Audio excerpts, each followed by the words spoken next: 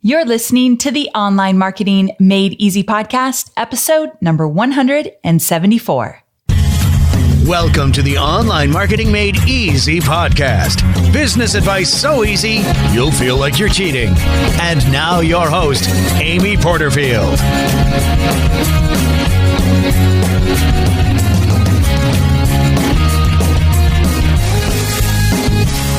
Well, hey there. Welcome back to another episode of the Online Marketing Made Easy podcast. I'm your host, Amy Porterfield, and today we are talking about all things accountability. Now, I will be the first to say that I am not always true to my word. When I was growing up, my dad used to say, "You are only as good as your word." So when things fall through the cracks, when I make promises to myself or to my team and I don't deliver, I start to feel incredibly guilty. And it's hard for me to shake off those moments knowing I didn't follow through like I said I would. But I'm learning that feeling guilty is not a productive emotion to have. It's not going to get me anywhere. And instead, I need to become a student of habits and accountability. And I need to learn how to turn the knowledge I have into action. And this, I know, is going to help me move my business forward even more so than where I'm at today. So a lot of the times when I'm learning something new or I feel that I need something extra in my business, I like to share it with all of you because I'm guessing you could use a little extra help with accountability as well. And that's precisely why I've created this episode. So hopefully it's going to help you and it's going to help me. So my guest today is Carey Bentley. And Carey, with her husband, Demir, have created Lifehack Bootcamp, a top-ranked online productivity program. Their mission is to up-level our work performance so that we can have the time and freedom to live extraordinary lives. I was interviewed by Carey for one of her programs, and I just absolutely love talking to her. She's incredibly intelligent, but she also knows, again, how to turn that knowledge into action. And the people that go through her program, oh my gosh, she has like an 80% completion rate because she knows how to keep her audience engaged and to keep them accountable. So Carey and Demir have created 4 levels of accountability. And they say that if you can stack these levels of accountability, and I'm going to walk through all of them in this show today, but if you stack these levels of accountability, you will be so much more capable of always taking action when you learn something new, when you start a new project, when you dive into an online launch, whatever it might be. And I think we all could use an extra shot of accountability and getting into daily habits that make a huge difference in getting to the finish line. So again, that's what this episode is all about. I won't make you wait any longer. Let's go ahead and welcome Carey to the show. Carey, thanks so much for being on the show. Welcome. Thanks so much for having me, Amy. I'm so excited. I'm excited to have you here as well. And I want to start at the beginning and just talk a little bit about why you and your husband, Demir, are so passionate about productivity and accountability. It feels like you've been productive from day one. Well, what's funny, Amy, is we were definitely not on the top of our game back in the day. We definitely have not always been productivity experts. And in fact, as recently as several years ago, we were that couple that just works way, way too much. And we weren't really getting ahead for all the work that we put in. And I think a lot of people out there can relate to this. You know, the conventional wisdom is to push harder and harder and just grit and bear it. And we probably would have just done that. But we both live with chronic work-related illnesses. So our bodies just gave out on us and really forced us to start redesigning a lifestyle that optimized for not just our career, but also for our family and our friends and our marriage, really. So, fast forward a few years later and we've cracked that code. We're making more money than we did before. We're working on a business that really makes a difference in the world, all while working between 20 and 30 hours per week and living in an exotic country every other month. And through our 60-day Lifehack Bootcamp program, we train people in how to get things done so that they can create that sort of lifestyle for themselves, whatever that looks like, right? And so what's great is we get to live our mission and our passion, which is showing people how to get things done. And I'm really excited for this conversation today because I'm going to be sharing some of our biggest hacks for moving from knowledge into action, which include our accountability method. I absolutely love that. I love that you didn't start out with being a pro in this area. So we know that it's teachable. We can learn it, which is great. And second, when you and I were talking earlier before we hit play, you were saying that you really just had to start over with a blank slate and just redesign a life that optimized how you want to live. And I think a lot of what you're going to be teaching us through this episode means that we don't have to start from a blank slate, because that's not actually incredibly easy, but instead take some of these tips and tricks that you're going to teach us and apply it to our life where we're at right now. Would you agree with that? Absolutely. And I really want to show people who might be frustrated out there with how much they know, but frustrated with the results that they're getting in their life, how to convert more of that knowledge into stuff that they actually do on a day-to-day basis. Fantastic. So it sounds like you've made a study of productivity, and I know you see the setbacks we face all the time. Would I be right there? Absolutely. And our work environments have changed dramatically over the last few decades. And we face a lot of productivity issues that our mothers and our grandmothers never even had to deal with. So for example, distractions. We're living in an age of distractions, and it's really just getting started.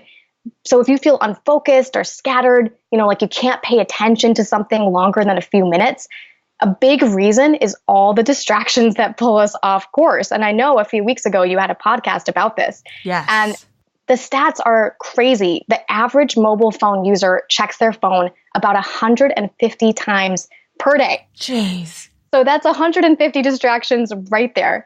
And we can only focus, the average office worker, that is, can only focus for about 7 minutes before they change browsers or, check their social media or check a text message. So it's very in vogue right now. Everyone's talking about distractions, but this isn't a fad. I believe that this is just going to get worse. I think this is the canary in the coal mine. And another side that we're facing is that we're in a much more competitive economy today. I actually call it the winner-take-all economy. And I'll explain that really quickly. It used to mean that we used to be able to do a decent job and get decent results. We'd had great pay, decent respect, decent lifestyle. And if we wanted to step up, then we'd get commensurate results. But in today's winner-take-all economy, decent performance actually gets you crappy pay and crappy lifestyle. And good performance only gets you a decent lifestyle, and so on. So folks today are really feeling dissatisfied, right? Because they can sense that the game has changed and it's gotten a lot tougher. So let me give you an example that everyone listening will be able to relate to. In our business, we compete with everyone in the world to be on the first page of Google search results. And there's no real consolation prize, right, for landing on the second page. Right. It's kind of all or nothing, because consumers today can easily find their way, to the best person who provides any service anywhere in the world. And this might sound like bad news, but it's actually really good news, because it means that the folks who can focus on being the best, just being 1/100th of a second better or faster than the rest of the pack, can truly start living outstanding lives. And, the rest of us struggling with digital dementia, we're going to keep sliding further and further into this distraction land, if you will.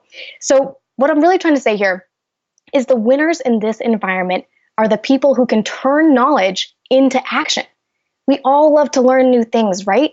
Yeah. But the problem lies when we don't put it into practice. So we might hear this incredible podcast and get so excited and jazzed about what we learned, but then we're disappointed if a few weeks later we kind of realize that we haven't taken any action to make a change in our lives. So we have the knowledge, but we aren't putting it into action. And that's what I'm really passionate about, is turning knowledge into action. And that's why I'm so excited for this interview, because this is exactly what we're going to tackle. Okay, definitely what we're going to tackle for sure. And I like your approach to productivity, because a lot of my listeners have a lot of knowledge. They are smarty pants. They really study, they dive in, they know what they need to know in order to move their business forward. And where they really struggle is turning that knowledge into action. So this is so timely, so perfect. So in terms of your approach to productivity, a lot of the times we approach it like a class or something we learn once, but you say that's not the way to do it, right? Yeah, that's right. And the biggest difference in our approach is that we approach productivity like training for a pro sport, not taking a course. And so that's why our program has an insane completion rate in an industry that usually has a very low completion rate. And listen, there are so many amazing courses out there these days, right? Like you said, the knowledge is out there and it's such great stuff. And people posting these courses are thinking, hey, it took me decades to learn this stuff and I'm just giving it to you in a matter of a couple videos. But we still have that gap between knowledge and action. And so the way I explain this is it's not either party's fault here. It's actually the faulty mode of education that we've been raised with, right? It's kind of like the classroom model, which is, didactic education. We've experienced this all ourselves. We passively learn a subject and we memorize it for the test and then promptly forget it right after. And the most valuable things in life, though, can only be learned by doing them a lot. And that's what we call experiential education. So, for example, leadership. You can read every book on Gandhi and still not be a leader. Or sports. You can read every book about basketball and your reflexes can still not improve. And the list just goes on and on and on. So some of the best things in life really just need to be practiced. And it turns out that productivity is in that category.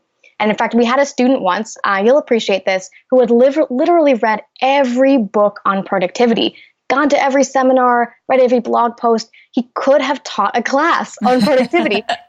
But he wasn't doing it himself. He didn't practice what he preached. And you can imagine how that made him feel, right? Like frustrated and hypocritical and just not understanding why he wasn't getting results. And so I love this quote by John Wooden. He once said that champions do the basics brilliantly. And I love that because, like you said, it means there's no magic ingredient here. It's about drilling the basics again and again. And what happens is you kind of go through 4 phases. There's unconscious incompetence, where you're doing it wrong, but you don't know that you're doing it wrong. Then there's conscious incompetence. You can start seeing what you're doing wrong, but you still might be doing it wrong. And the more you practice, you move up to conscious competence, where you're doing it right, but it's taking up a lot of brain power and just effort. And finally, you get to unconscious competence. This is kind of like LeBron James, right? He's not thinking about what he does. He's just drilled it so many times that it's automatic. It's totally beautiful. But really, he's just doing the basics better than anybody else. So here's the main point here. If you don't take anything else away from today's podcast, then take this. Focusing on getting things done is the ultimate superpower for your success in life. And if you want to get good at it, you just have to train until unconscious incompetence becomes unconscious competence. When you're not even thinking about it, it just happens. And it's really amazing because we've seen people facing major limitations like ADHD become astonishingly productive because they just put in that time drilling the basics brilliantly. Okay, so our goal is to get to unconscious competence, correct? Correct. That's exactly right. And you're saying approach it like a sport, but how do you do that exactly? Yeah, that's a great question. So social scientists and psychologists like Carol Dweck and Angela Duckworth have figured out that there's a right way and a wrong way to get better at hard things and turn that knowledge into action. So let me give you a great example that all of us can relate to. Most of us have been typing on a keyboard for decades, right? But the average typing speed for an adult doesn't improve much at all after college. So we've been practicing at typing for hours and hours a day, but we're not getting better at it. So that's the wrong type of practice, where we're putting in tons of hours, but not improving, because we're not actually trying to get better, right? We're not testing ourselves. We're not identifying our weaknesses and really focusing on improving them. So the right type of practice is intentional, effortful practice. And that's where the quality of our practice is just as important as the quantity of it. And it's where we chunk down our big goals and we actually measure ourselves as we get better. So we're zeroing in on the things that we're bad at rather than just leaning and supporting ourselves with the things that we're good at. And that's the rub, right? So this right here is what separates the men from the mice. It's discipline, right? Some of us seem to have it in enormous quantities, and most of us don't have all that much discipline. Right. And I joke sometimes that discipline is the most scarce resource in the human brain. And if discipline was plentiful, we'd all have successful businesses and be a lot skinnier, right? Yes. So the problem with effortful practice is that it takes a lot of discipline that we just don't have. And this is where most people fall down. Because when we do things alone, usually within weeks or months, we just stop doing them.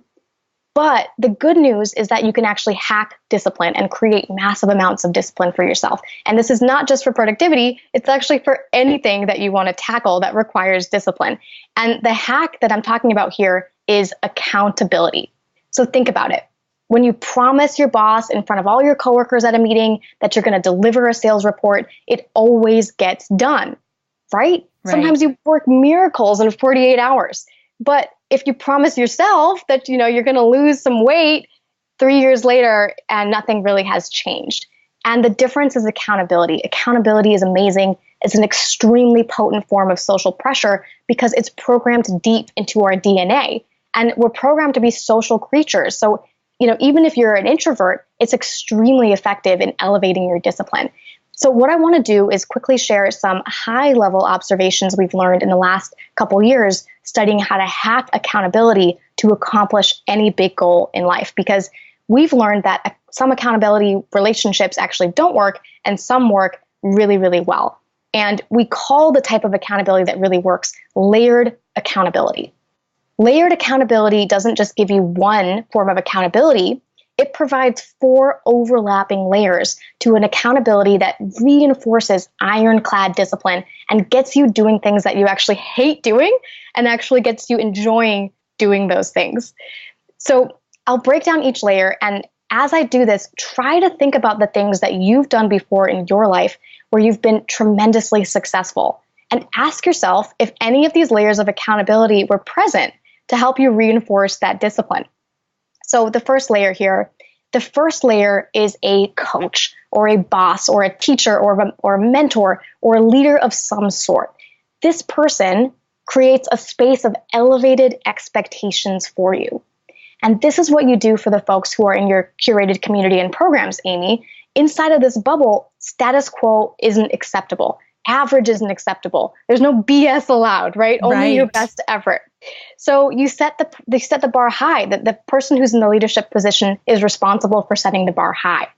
And so that's the first layer, a coach. Okay, so I've got a question for you. Does this have to be one-on-one accountability? Because you mentioned one of my programs and inside the group, status quo isn't acceptable, but is that enough? Yeah, actually, it does not need to be like a one-on-one relationship where you have a mentor that you talk to every day. The most important thing at this particular layer is that your coach holds that nice high bar for you no matter what.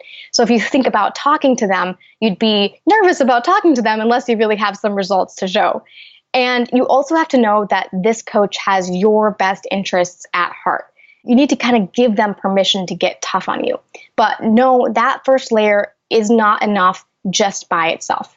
Okay. So then move me into the second layer. Great. So the second layer is one of my favorites, and it's a team of people who you respect. So these should be like-minded individuals who are in the same boat. These are people at your level or higher, and they're all rowing towards the same goal.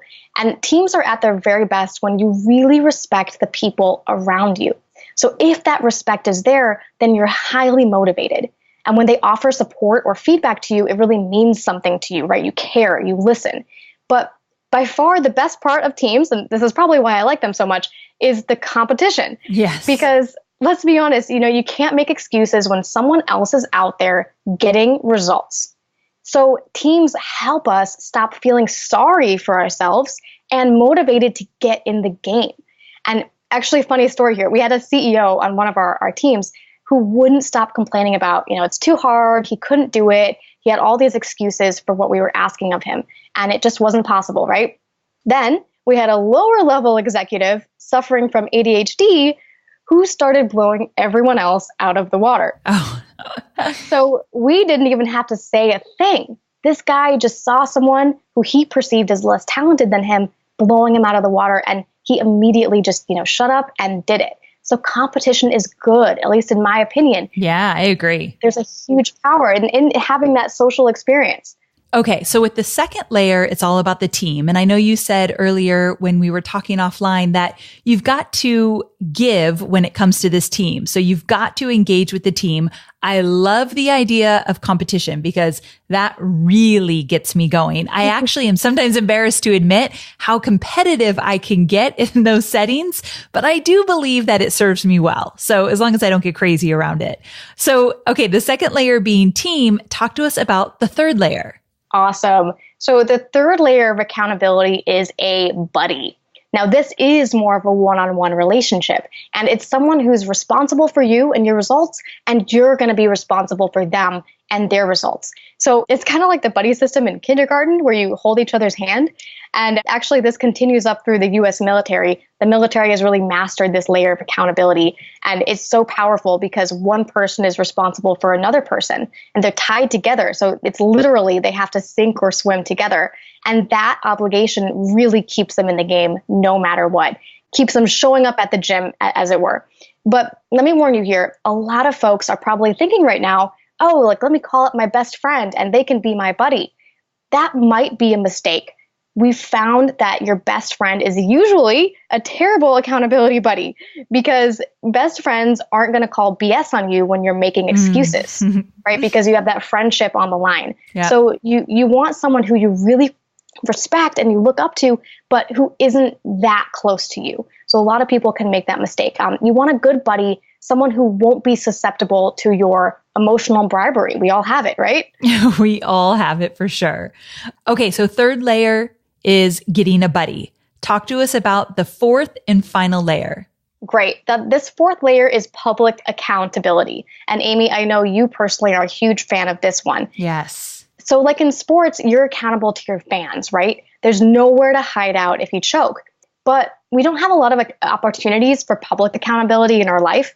So, if you don't write that book that you've been wanting to write, usually no one finds out. We just quietly bury the bodies of our failures, right? And kind of push them into the past. So what you can do is create opportunities for public declarations. So on Facebook, for example, to your friend group, to your office or to your clients, kind of like what you did recently with List Builders Lab, you got to tell your clients what they can count on from you. And that's something that puts you on the hook to really deliver that. So take an action today that commits you to an outcome. And you can even accelerate this by declaring what you're going to do if you don't achieve this goal. So I love the example of Domino's Pizza. If I don't deliver this product in time, then you get it for free, right? Yes. And this is all in service of putting skin in the game. Because the more skin you have in the game, the more likely you'll be to cross the finish line. So investing money, for example, in a program or training, that is a great way to get skin in the game as well. And actually, hopefully people will love this. There's a great app called Stick, STICKK, where you can actually put money on the line for not accomplishing your goals. They'll actually they'll deduct it from your account. So to wrap up these layers, everyone knows they need discipline to get things done. But we found that when you layer these 4 types of accountability all at once, a coach, a team, a buddy, public declarations, skin in the game, you can amplify your discipline to a level you just never thought was possible. We've had people call into their accountability calls from Antarctica because they were that committed. We even had someone step out of an Oscars party to do his check-in call because he treated it as non-optional and just crucial to his success.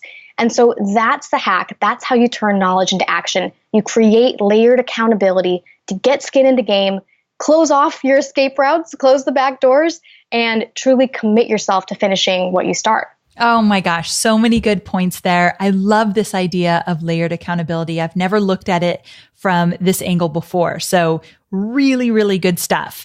Now, the good thing is you have a process to help hold you accountable to your buddy system. Yes. And it's called the Champagne Moment, which I absolutely love the name. So what is it and why is it called the Champagne Moment? Yeah, definitely. Because here's the thing. You don't want to get on the phone with your buddy and just be like, what do I say to them? You kind of want a process you can follow reliably to know that you're leveraging that relationship in the right way. So let's assume that you've gone in, you've created layered accountability in your life. Now you need to turn your focus towards getting the right things done. And this can be one of the hardest things to do, right? Prioritization. Like, how many times have you gone through a week and just realized you didn't even start working on your top priority? Yes. Too many times, right? Yes. Definitely. So we created something we called champagne moments. And a champagne moment is a really easy exercise that you can do weekly, even with your accountability buddy, to sort out the important things from the seemingly important things. And I know you can appreciate that, Amy, as an entrepreneur. Oh, yeah. So here it is. And think about this in your life right this second as you're listening. So what could you do this week that if you got it done, you'd be so happy that you'd stop by the store on the way home, you'd grab a bottle of champagne, and you would pop it open with your significant other? Just think about that for a second. This is not something that would just deserve a little celebration. I'm talking about what could you do this week that would deserve popping a bottle of champagne and truly celebrating. And what's so great about this thought exercise is that it instantly strips away the shallow work on your plate and gets you thinking about the deep, deep work. This is the work that really moves your life forward in a massive, massive way. Because we're so used to just grinding through emails and sitting in meetings, and we start thinking that, we're doing work, we're doing good work. But the problem is you don't want to look back at someone's life and, I don't want to look back and say, oh my gosh, I answered 1 million emails. What a great person. What a champion. Emails and meetings are necessary, but they are not creating your legacy. They are shallow work. So we ask our clients to identify a champagne moment every week, even if it's a small one, something that pushes their life or career forward in a big way. And if you're having a problem identifying something that you'd pop a bottle of champagne, or worse, if you don't think you deserve to celebrate with a bottle of champagne every Friday, then ask yourself, what does that mean? Are you playing too small? Are you not stepping outside your comfort zone? Are you punishing yourself? Are you holding back and refusing just to celebrate yourself?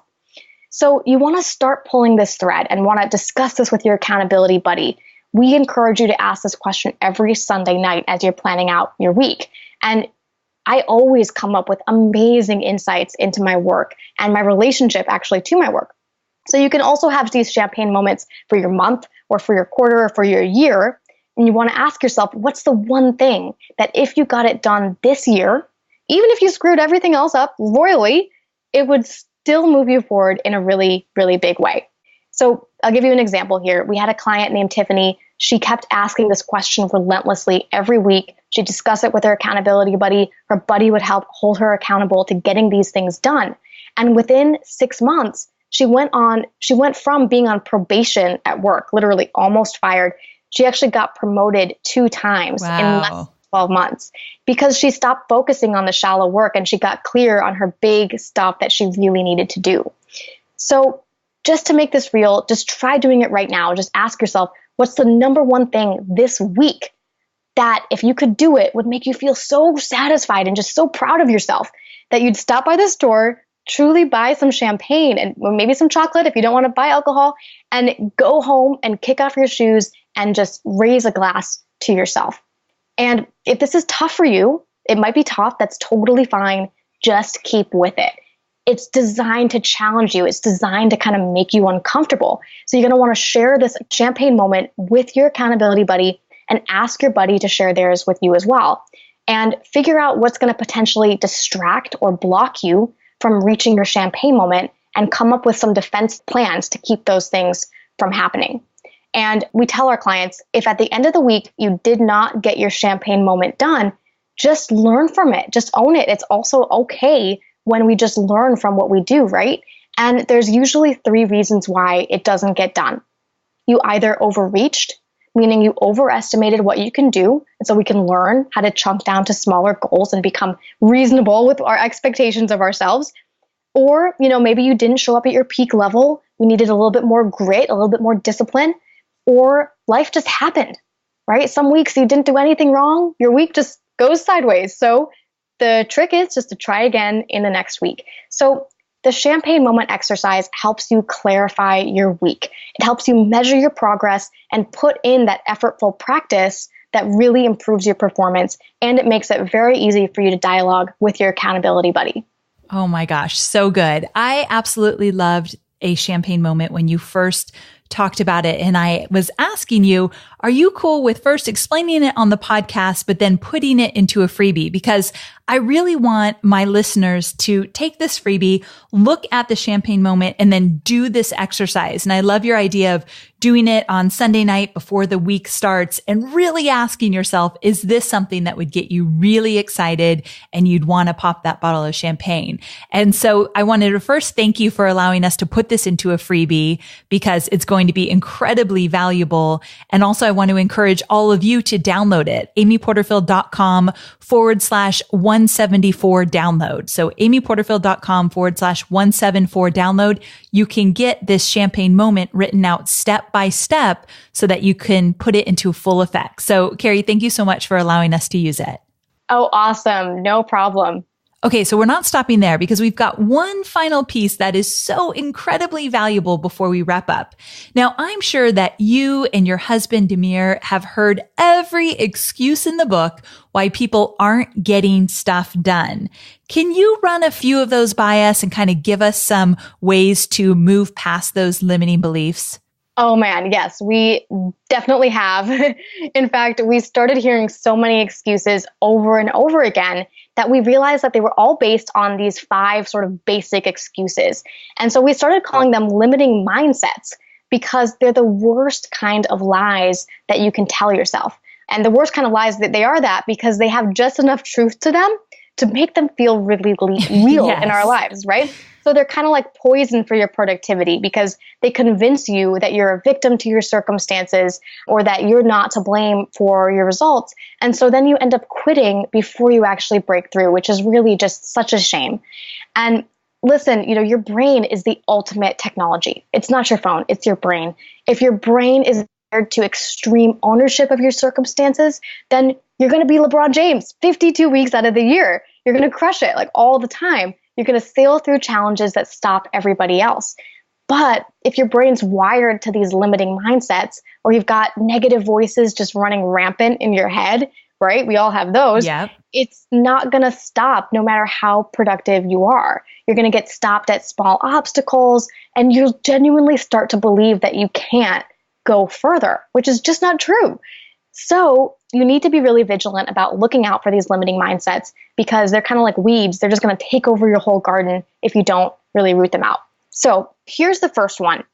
I don't have enough hours in the day. Have you ever found yourself saying this one? I say this one all the time. Exactly. And that's because there's a kernel of truth here, right? We tend to be overcommitted as humans. We have really long to-do lists. But the lie part of this is that with more time, we could actually catch up. Like, if we had 36 hours in a day, then we could finally get ahead and do everything we want to do. Oh yeah, I believe that one. So you're saying that is not true. Exactly, because study after study shows it's not just about your time. It's actually more so about your energy. And you have a limited amount of cognitive energy each day. In fact, you have a decision bank of about 200 decisions per day, regardless of how much time you have available. And once you exceed that, then your brain kind of calls it quits for the day. It says, I'm done, right? And so have you ever had that happen to you where you go into work and you step into a really intense meeting, and by the time you get out at noon, you're just toast, you're fried. This happens to me when I'm creating content. So if I'm recording content for, let's say, an online course, after about 3 or 4 videos, I literally can't think of anything else. And I often feel like, what's my problem? Get it together, Amy. But I'm toast, like you said. Exactly. And so we call this cognitive load. And cognitive load is the cost of making decisions on your working memory. And so what happens when you max out your cognitive load is that decision fatigue sets in. And this is actually a psychological condition where you literally start making bad decisions. And studies show that you work slower, you make more mistakes, and you tend to be very grumpy, right? And unfortunately, our brain has no idea what an important decision is or an unimportant decision. And so even little things like debating what kind of sandwiches we eat or what to wear for the day, that's also taxing your cognitive energy that you could otherwise use to move the ball forward in your life. So this is where the higher truth comes in. So if the limiting truth traps you in a corner, then the higher truth sets you free. It actually gives you a path forward. So the higher truth here is that even if I could give you more hours, you couldn't use them. because a lot of us are depleting our cognitive capacity way before we've run out of time in the day. So we actually need to learn how to make better decisions with the time we have, not necessarily get more time. And that makes sense, right? You or Oprah or Richard Branson, like none of us have more time than the other person. They just use it differently. And so I love, Amy, how you say that you do your content creation in the morning and you get that creative work out of the way because those are the best hours of your day. Yeah. And when I broke through on this personally, it was totally huge for me because instead of just trying to fit more and more and more work into my day, just starting to burn myself out, I just refocused myself on my champagne moment and really moving the ball forward first thing in the morning. And so that's what convinced me I need to work on the hardest stuff first, right when I'm fresh. Okay. And so when you were saying that you need to make better decisions, did I hear you right? Where you were saying you really need to make better decisions? Was that right? Well, we need to make better decisions about what we're going to do with that cognitive energy. Oh, gotcha. Okay. That makes perfect sense. So really deciding what am I going to work on today? And now I see how you're tying that into your champagne moment, because if you're working on things that's not going to get you to that champagne moment come Friday, end of day, then you likely should be working on something else that's going to move the needle forward. Exactly. And so we want to be careful about frittering away those, that cognitive load and that energy on unimportant things, for example, like doing laundry or procrastinating by cleaning our house or whatever. And we want to be very aware that we want to focus our energy into those first 2 or 3 hours where we're most powerful and the most fresh, and then go easy on ourselves later in the day. I love this. So if you all follow my podcast and you listened a few episodes back when I talked about ditching the distractions, I feel that episode is so much better when you have a champagne moment and you know where you're going for that week. And so when those distractions come up, they're very easy to identify because they have nothing to do with that champagne moment you're trying to get to. So yes. I love how this is all coming together. Okay. So that's one of the first limiting mindsets. Give me a second one. We'll go through 2 of them here, and then I'm going to save the last 3 for the freebie, because the freebie is going to give you the step-by-step walkthrough of how to create your champagne moment with your buddy. And then we're going to list all 5 of these limiting mindsets, but we're going to give you 2 right now just to pique your curiosity. Awesome. Great. So here's the second one. I just can't stay focused. There must be something wrong with my brain. Bring it on. I think this one's going to resonate with a lot of listeners. Talk to me about this one. Yeah. So the half truth here is you are distracted. And a lot of us are facing distraction these days. I would say that's just a trend that's going to keep continuing. But the lie here is that there's actually nothing wrong with you or your brain. You're most likely just overworked. And the fact here is that your work is the product of your habits, not of your feelings. And that's one of the biggest distinctions we can make, because a lot of us are emotional workers, right? And so what we can do in order to combat this limiting mindset is to realize that we need to develop better work habits. And habitual behavior, it goes back billions of years, right? It easily predates the human brain. And habits can actually get us to do things even when we don't feel like doing it, because they feel easy to do, right? So habits can actually induce and modify and even destroy our mood or our state of mind that we're currently in. And so the most powerful organizations in human history have leveraged habits to enhance workflow, induce states of mind, and push human performance to its limits. So what's great about this is that you can form your own habits, and they can be created and modified in just a matter of weeks. And the best part about it is habits do not incur any cognitive load. So remember when we talked about cognitive energy, habits don't actually take up any power in our decision bank. So once we get focused work as a habit, not just as a state of mind that we have to kind of white knuckle ourselves into, then we're going to be able to fix our state of mind, fix our habits, and turn a bad workflow into a great workflow, turn distracted workers into productive workers. So what's great about this is, as animals, we respond to our environment in really predictable ways, and we can use that to our advantage here. Okay, so I'm guessing that you talk a lot about habits inside your own community. This has got to be a topic that comes up a lot. Would I be guessing right? Yes, definitely. Okay. So like I mentioned, those are the first two limiting mindsets, but there are three more, and I'll give you a hint. One has to do with you feeling like you don't get to control your time.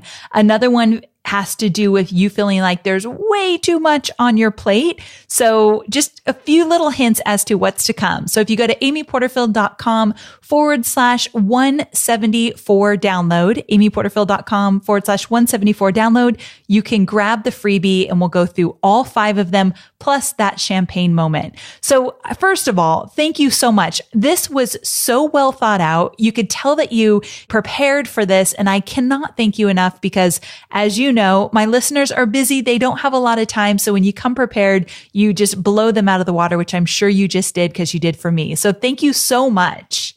Absolutely. And Amy, thanks so much for having me on. You have been such a huge inspiration to me and to all the people in your community. And I just want to acknowledge you for what you've created with this community and for the help that you've given me in my own business. Thank you so much. That means the world to me, truly.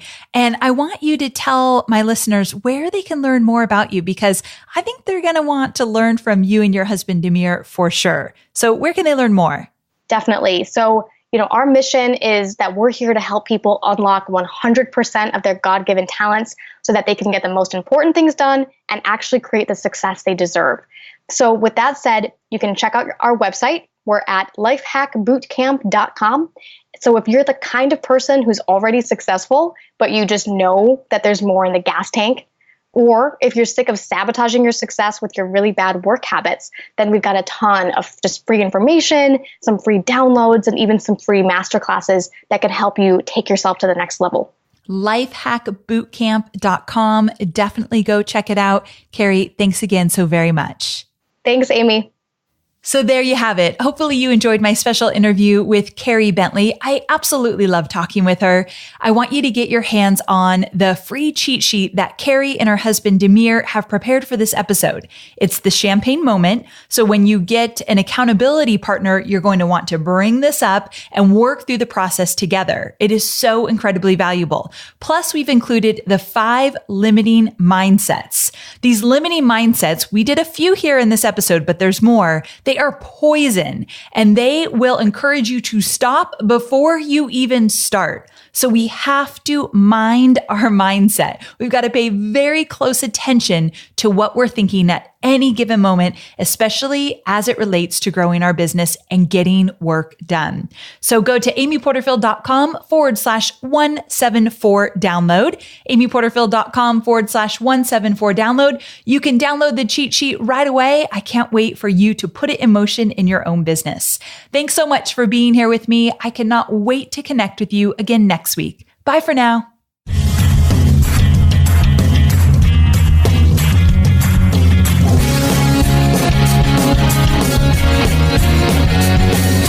Thanks for listening to the Online Marketing Made Easy podcast at www.amyporterfield.com.